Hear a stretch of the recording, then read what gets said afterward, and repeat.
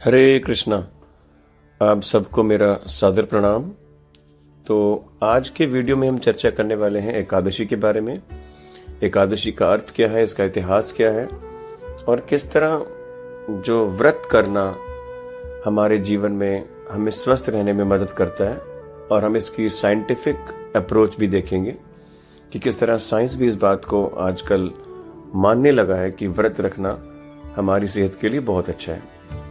तो इन सब चीज़ों पे चर्चा करेंगे। आप वीडियो में अंत तक बने रहिए, स्टे ट्यून्ड।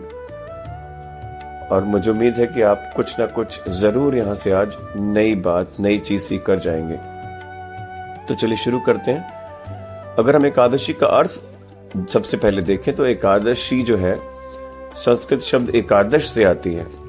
एकादश का मतलब होता है 11, तो एकादशी का अर्थ हुआ 11वीं तिथि यानी कि 11th डे। तो अब ये कौन सा 11th डे है? ये 11th डे है कृष्ण पक्ष और शुक्ल पक्ष का, क्योंकि जैसा कि हम सब जानते हैं कि हमारे देसी महीने जो है वो चंद्र की गणनाओं पर आधारित होते हैं। एक होता है कृष्ण पक्ष और एक होता है शुक्ल पक्ष। पूर्णिमा से अमावस की ओर जब चांद घटता है तो कृष्ण पक्ष कहलाता है, और ठीक उसी प्रकार अमावस से पूर्णिमा की ओर जब चांद बढ़ते क्रम में होता है तो वो शुक्ल पक्ष कहलाता है।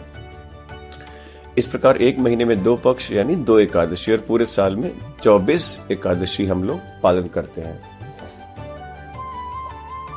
अब उसके बाद यदि इसका इतिहास हम देखें तो पद्म पुराण में एक बहुत सुंदर कथा आती है एकादशी के इतिहास को लेकर कि एक बार क्या हुआ कि मुर नामक दैत्य ने ब्रह्मा जी की घनघोर तपस्या की, हजारों वर्ष तक तप किया और उन्हें प्रसन्न करके बहुत सारे वरदान प्राप्त कर लिए कि मैं देवताओं से ना मरूं और मुझे मेरा कोई वध ना कर पाए, कोई देवता।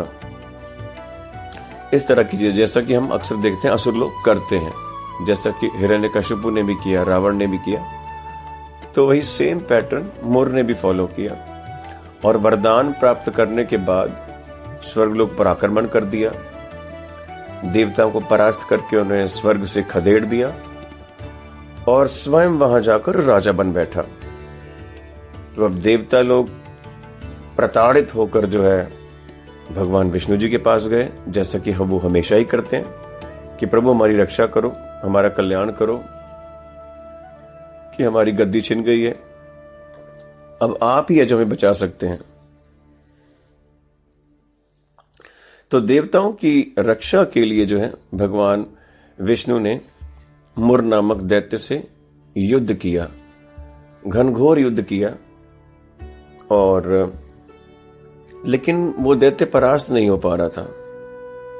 इतना लंबा युद्ध करने के बाद भी जब वो परास्त नहीं हुआ तो भगवान ने सोचा लेट्स टेक अ ब्रेक। वो युद्ध छोड़कर जो है कुछ समय के लिए बद्री का आश्रम चले गए विश्राम हेतु। और पीछे पीछे मुर भी वहां पहुंच गया। उसे लगा कि जो ही भगवान विश्राम करेंगे तो मैं उनका वध कर दूंगा। और जैसे ही भगवान विष्णु नेत्र बंद करके विश्राम करने लगे तो मुर ने चालाकी से प्रहार करना चाहा, लेकिन इससे पहले कि वो प्रहार कर पाता भगवान के हृदय से एक दिव्य कन्या प्रकट हुई, एक दिव्य शक्ति प्रकट हुई जिसने मुर के साथ युद्ध किया और बड़ी सरलता से उसका वध कर दिया। तो जब भगवान ने नेत्र खोले तो देखा कि मुर का तो काम तमाम हो चुका है। तो उन्होंने कहा कि देवी आप कौन हो? मैं तो इस दैत्य को जो है परास्त नहीं कर पा रहा था, पर आपने बड़ी आसानी से ये सब कर दिया। That's very nice, well done. तो उस कन्या ने कहा कि प्रभु ये सब आपकी इच्छा से हुआ है, आपके बल से हुआ है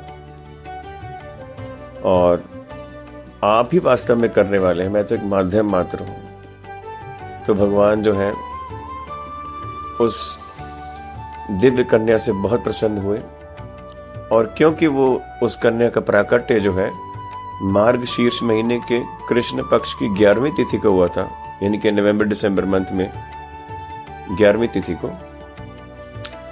तो इसीलिए भगवान ने उसका नाम एकादशी रखा और ये भी कहा कि जो इस दिन भक्त लोग उपवास करेंगे वो मुझे अति प्रिय होंगे और मेरे भगवत धाम को प्राप्त होंगे।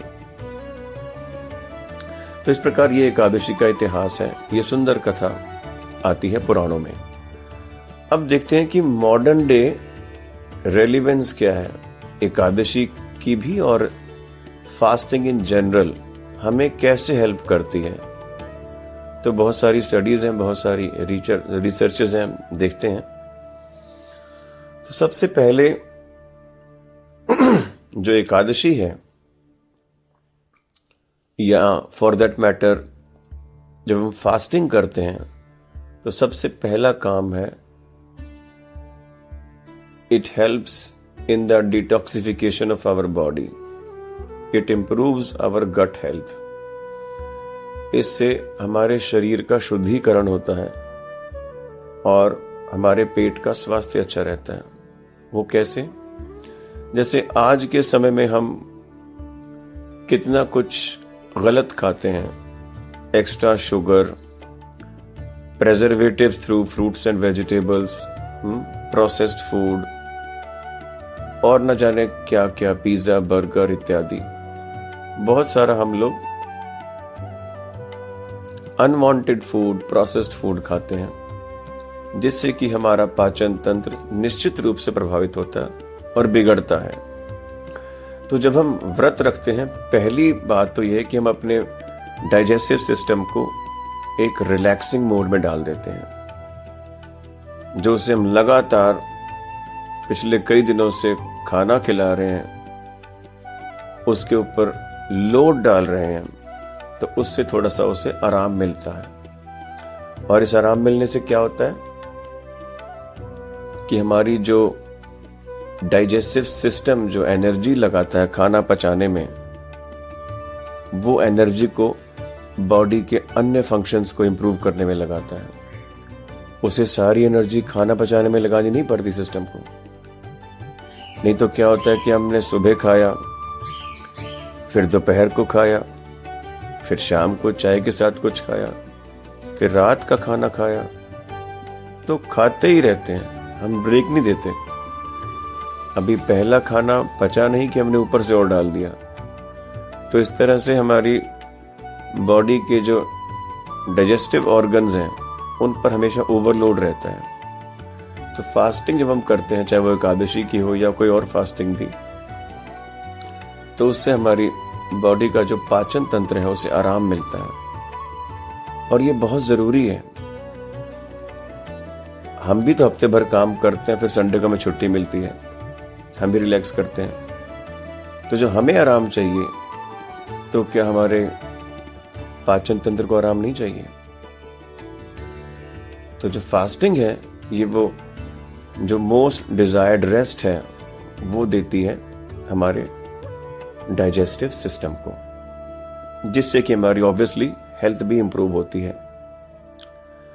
जिस दिन हम व्रत रखते हैं उस दिन हम बहुत कम खाते हैं, हल्का खाते हैं, जिससे कि we feel lighter but we feel stronger, we feel recharged, है ना।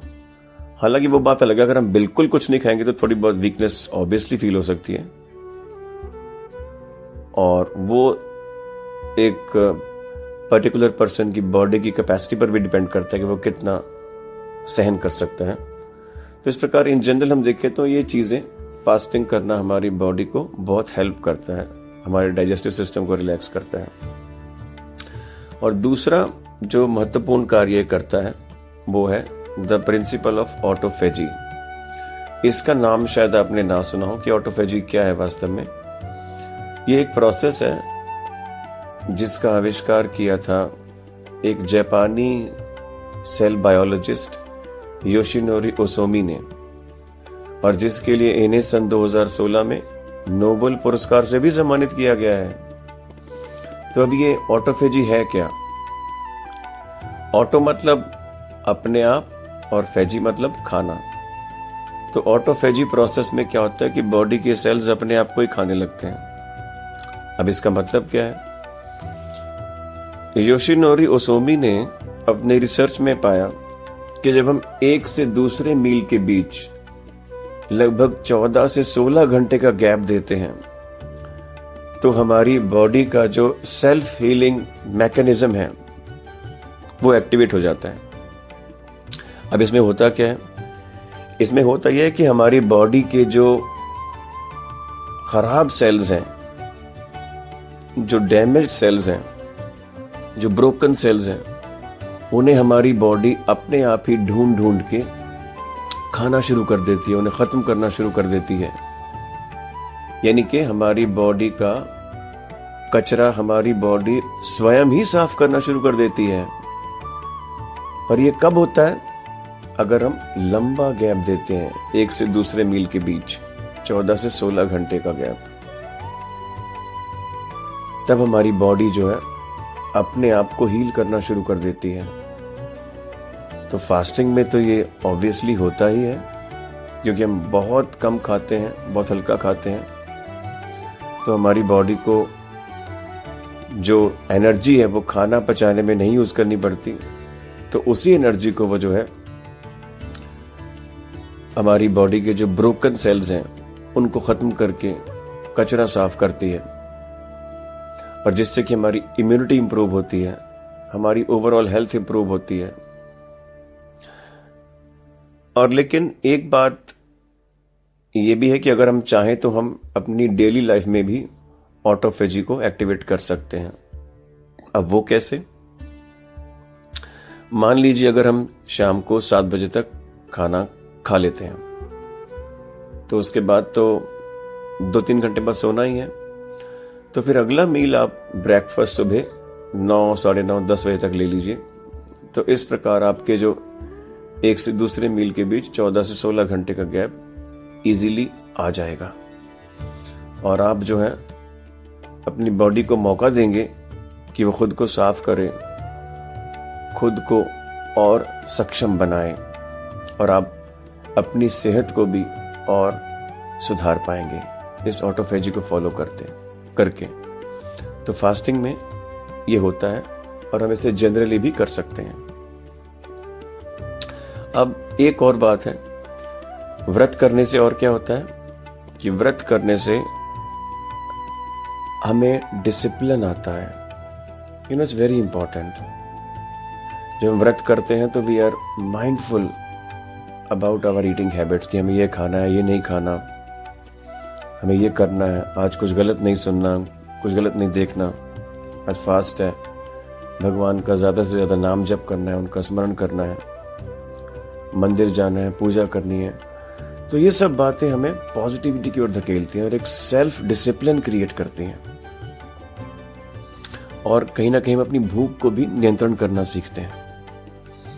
और जब हम भूख को नियंत्रण करना सीखते हैं महीने में 2 बार फास्टिंग के जरिए, एकादशी के जरिए, तो आप ये मानिए कि हम लोग जो हैं इस तरह अपनी और भी जो बाकी इंद्रियां उन पर भी नियंत्रण करना सीखते हैं। तो that's very important for ourselves to fast on Ekadashi, और व्रत रखना हमारे लिए बहुत जरूरी है। इसके बाद अंत में मैं ये कह सकता हूं कि जो एकादशी का व्रत है वो कोई रूढ़िवादी या इलॉजिकल नहीं है, इरेशनल नहीं है। यानी कि हमारे ऋषियों ने जो व्रत की जो ये विधा हमें प्रदान की है, ये कोई अतार्किक बात नहीं है, ये बहुत ही रैशनल, साइंटिफिक और लॉजिकल है। बल्कि मैं तो ये कहूंगा कि this is an ancient hack for modern wellness given to us by our rishi munis. तो ये एक ऐसा एंशिएंट हैक है जो हमारे ऋषि मुनियों ने हमें प्रदान किया है अपने आप को स्वस्थ रखने के लिए। तो आपको अवश्य, हम सबको फास्टिंग करनी चाहिए, चाहे एकादशी की करें, चाहे नवरात्रि की करें। फास्टिंग से बहुत फायदा होता है।